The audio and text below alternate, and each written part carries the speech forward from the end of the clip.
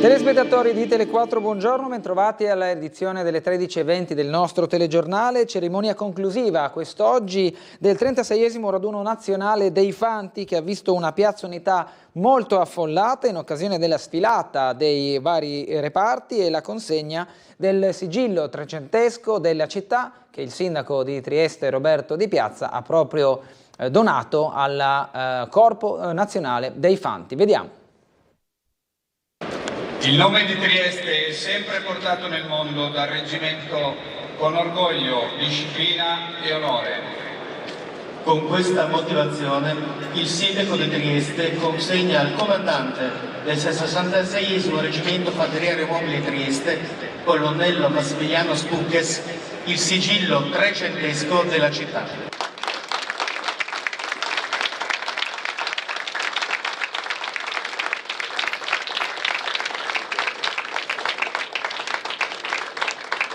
Con la consegna del sigillo trecentesco della città di Trieste da parte del sindaco Di Piazza, il capoluogo regionale rende omaggio al Corpo dei Fanti nell'occasione del 36esimo raduno nazionale, incominciato venerdì e che vede proprio oggi la sua giornata conclusiva.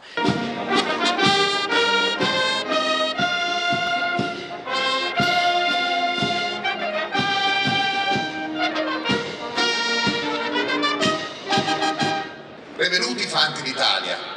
Voi non potete comprendere che cosa possa significare osservarvi con questo tricolore che garrisce ed è il segno immenso, è la roccia su cui chi ci è preceduto ha costruito, ricostruito la patria, l'amata patria italiana. Viva l'Arma di Fanteria, viva la città di Trieste, viva l'Italia!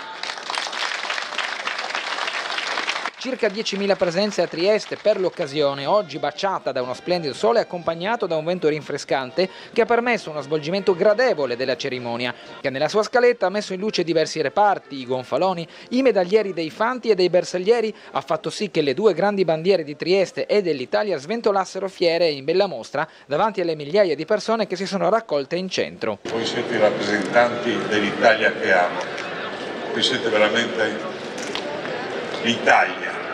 Bravi, complimenti, grazie di essere qui.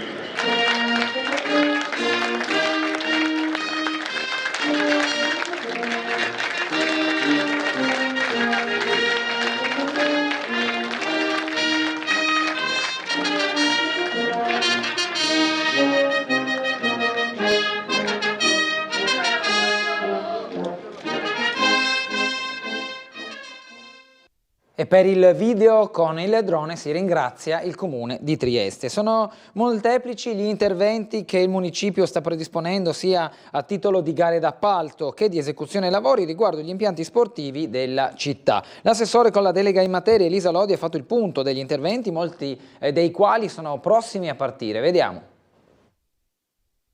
Anello dello stadio Grezzar, il progetto di fattibilità del Ferrini a Ponziana, ma anche le palestre di San Giovanni e la concessione del palazzetto di via Boegan, che è da tempo non utilizzato e per cui il comune sta lavorando per un suo rilancio, al netto di necessari interventi di manutenzione obbligatori. Questo e altro nell'agenda dei lavori o dei progetti dell'assessore allo sport e gestione degli impianti sportivi Elisa Lodi. Abbiamo in consegna proprio in queste giornate i due progetti di fattibilità che riguardano il nuovo anello dello stadio Grezzar, quindi la riqualificazione dell'anello e quindi per l'attività di atletica, e la consegna anche del progetto di fattibilità del Ferrini, primo lotto, campo e spogliatoi, che ci permetterà quindi di andare avanti con l'ulteriore fase di progettazione e quindi la gara.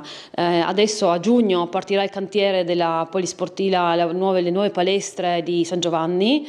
L'impresa sta chiedendo l'autorizzazione all'occupazione suolo pubblico su Viale Sanzio, quindi si sta attivando e a giugno avremo l'avvio di questo cantiere. Abbiamo poi fatto una gara per la concessione del palazzetto di via Boegan, la gara è finita, ci sono delle manifestazioni di interesse, adesso è tutto in fase istruttoria e seguito dagli uffici tecnici che stanno valutando queste manifestazioni manifestazioni di interesse. Metà giugno c'è la consegna di un cantiere importante per quanto riguarda invece ambiente calcistico, che è il campo A9 di Borgo San Sergio. Abbiamo sospeso i lavori durante l'inverno perché avevamo necessità di mantenere comunque l'affluenza dei giovani in campo e quindi non avevamo campi sostitutivi. Ora a giugno, terminati i campionati, si parte con i lavori anche di rifacimento del manto erboso. Aggiornamento anche su via Frausin nella contestata scelta da parte di alcuni comitati di far sorgere al posto dell'ex Pavano un impianto sportivo. Abbiamo poi via Frausin, dove è terminata l'indagine bellica e quindi attendiamo le risultanze, le verifiche poi da parte della sovrintendenza per quanto riguarda il pozzo. Infine Lodi ha preso in carico un'annosa questione, quella dell'accesso del pubblico nelle palestre municipali. Stiamo lavorando anche per poter permettere di accedere al pubblico alle palestre, quindi laddove è possibile abbiamo incaricato un tecnico che ci permetta di valutare se è possibile e con che interventi aprire il pubblico. Abbiamo aperto al pubblico la Cobolli, ricordo, e recentemente la Morpurgo. Ci colleghiamo ora con la sala operativa della Polizia Locale per l'aggiornamento sulla viabilità, sulle segnalazioni, mattinata inevitabilmente condizionata dal raduno dei Fanti che ha chiuso fondamentalmente un tratto di rive per buona parte della mattina. Buongiorno. Sì, salve, buongiorno a voi. Allora, 36esimo raduno nazionale dei Fanti d'Italia si è concluso. Diciamo che abbiamo fatto un po' di rimozioni nelle zone limitrofe, ma non tante, all'incirca 8 rimozioni. Diciamo che abbiamo chiuso tutto quanto e che tutto è stato riaperto intorno alle 12:40, 12:35, perciò lo stato attuale è tutto quanto viabile la parte che era chiusa, nello specifico sulle rive da via Milano fino a via Mercato Vecchio. Le ripeto, la cerimonia è conclusa. Ci sarà ancora questa sera la Maina Bandiera.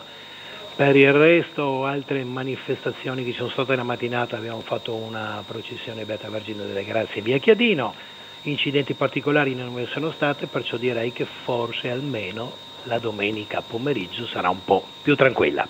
Glielo auguro e me lo auguro, ispettore Leonardi. Grazie, buona giornata e buon lavoro. Niente, si figuri, buona giornata a voi, salve. Grazie ancora alla Polizia Locale che era logicamente presente anche questa mattina sulle rive in occasione del raduno dei Fanti. L'opposizione comunale non molla alla presa sulla presunta privatizzazione del settore educativo per il futuro asilo di Roiano. La lista Russo.Franco, affiancando la protesta dei sindacati, ha già annunciato che si muoverà in Consiglio Comunale per portare la Giunta a un ripensamento. Vediamo.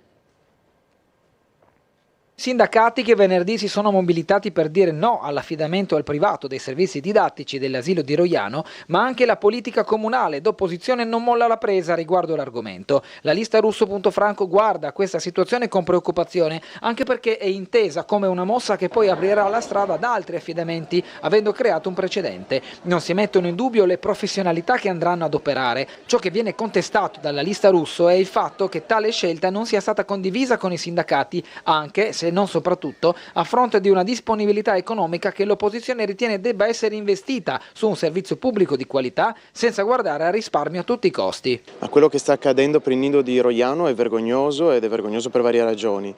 La prima è che stiamo mettendo nelle mani del privato una struttura che è costata milioni ai cittadini e che i cittadini aspettano da molti anni. La seconda è che lo stiamo facendo con una delibera che già mette i presupposti per fare la stessa operazione anche su un altro asilo che è quello di San Giovanni. Una delibera che non è stata condivisa, non è stata preannunciata ai sindacati, su cui non c'è alcuna progettualità, visto che l'apertura di questo asilo è stata annunciata da anni e solo adesso ci viene detto che di fatto vogliono esternalizzare i servizi educativi. Non crediamo sia un problema di bilancio, la responsabilità è politica.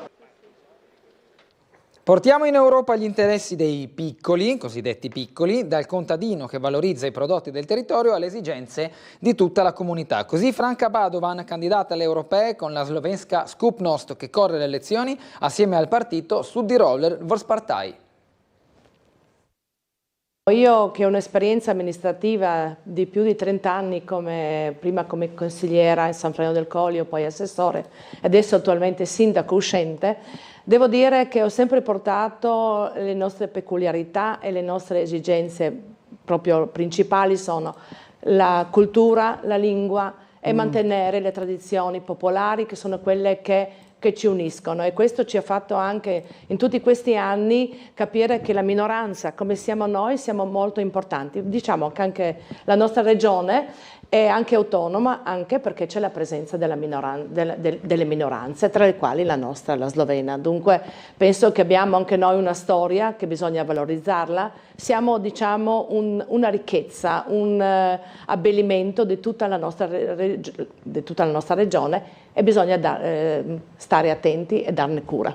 Quali sono le urgenze del suo territorio? Le leggi che si fanno devono partire dal territorio, questa è la cosa più importante. Questo mi sono anche molto, essendo sindaco, imparato che bisogna ascoltare il più piccolo, il contadino. E così quando ero al congresso a Merano per il partito Südtirol Volkspartei, è stata detta una frase, che bisogna ascoltare il territorio, il contadino, di quello che ha bisogno, perché la terra ci produce il cibo, e se non diamo importanza a queste cose non abbiamo capito nulla. Cioè bisogna capire cosa il territorio chiede. Il centro della pallacanestro Trieste, Francesco Candussi, al termine della sfida playoff vinta in casa contro Forlì, ha analizzato gli ultimi 6 mesi della sua squadra, parlando del grande sforzo di adattamento suo e dei suoi compagni di squadra in virtù dell'assenza di Justin Reyes. Vorrei fare un commento su come ho vissuto gli ultimi 6 mesi, perché dopo che abbiamo iniziato con la squadra benissimo, secondo me, al giorno d'andata, l'infortunio di Justin ha cambiato molto a livello di dinamiche e di risultati, soprattutto perché sappiamo il valore di Justin Reyes e il peso che lui ha in questa squadra. E abbiamo fatto, come giustamente ha detto Michael, abbiamo seguito un processo. Anche quando sono fioccate le critiche, abbiamo avuto delle critiche anche aspre, quasi fastidiose, la squadra è sempre rimasta sul pezzo, ha sempre creduto in questo processo. Quindi secondo me questa vittoria di questa serie, ma anche quella prima, è la dimostrazione che il processo e il lavoro alla fine dei conti, cioè alla fine della fiera, paga. Non abbiamo ancora fatto niente, giustamente Mike dice abbiamo ancora 3 partite, però l'adattamento tecnico e mentale che abbiamo avuto in questi mesi senza Justin, passando attraverso momenti difficili, anche difficili dal punto di vista emotivo, emozionale, perché essere criticati è sempre complicato, difficile, perché poi la critica può essere una volta costruttiva, una volta si esagera qualche volta, si è anche esagerato tante volte, almeno per come abbiamo vissuta noi giocatori, anche perché noi non è che saremmo andati in campo senza voglia di dimostrare di vincere, abbiamo patito un cambiamento e i cambiamenti sono sempre complicati. La squadra mi ha chiesto, e ha chiesto anche a Justin, di cambiare ruolo. È rientrato, gioca da esterno, io gioco da 4 insieme a Giovanni, e secondo me questo è il nostro valore aggiunto. Però per arrivare qua abbiamo avuto dei mesi molto complicati. Chiudiamo con uno sguardo alla pagina meteo. Per oggi un promontorio anticiclonico si estenderà sull'Italia, ma la regione tutta la giornata di oggi sarà marginalmente interessata dalle condizioni di moderata instabilità presente sulla Slovenia. Da martedì affluiranno correnti meridionali più umide. Per oggi sulle zone occidentali cielo in prevalenza poco nuvoloso, da poco nuvoloso a variabile sulla fascia orientale, dove saranno più probabili dei rovesci e dei temporali nel pomeriggio rispetto alle altre zone. Venti di regime di brezza sulle zone occidentali, Borino sulle zone orientali, specie dal pomeriggio sera. Temperature minime tra 14 e 17 gradi, massime 22-25 gradi centigradi. Per domani cielo sereno poco nuvoloso per la presenza di velatura ad alta quota, dal pomeriggio probabile anche cielo variabile, soprattutto sulla zona montana, dove sarà possibile qualche rovescio temporalesco. Sulla costa soffierà Borino al mattino, in giornata 20 a regime di brezza. È tutto per questa edizione del nostro telegiornale delle 13:20. Ci rivediamo più tardi con l'edizione delle 19:30. Buona giornata.